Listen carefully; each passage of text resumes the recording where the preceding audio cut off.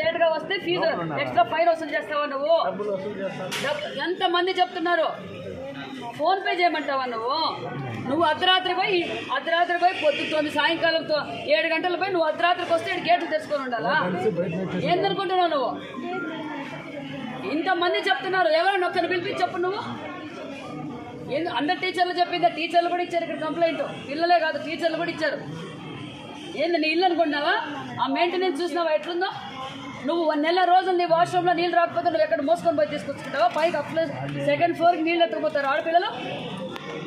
Repair చేయిస్తే నీళ్ళు ఎందుకు రావడం లేదు? కింద బాత్రూంలో నీళ్ళు రావడం లేదు, పైన బాత్రూంలో నీళ్ళు మగపిల్లల బయటకు పోయేకే తిప్పేస్తారమ్మా. ఎన్ని రోజులు తిప్పుతావు? అవునమ్మా, నెల రోజుల నుంచి వాళ్ళ పిల్లలు ఎక్కడి నుంచి తీసుకురావాలి? చేయిస్తావు. చేయించినందుకు ఇట్లుంది నీ మెయింటెనెన్స్.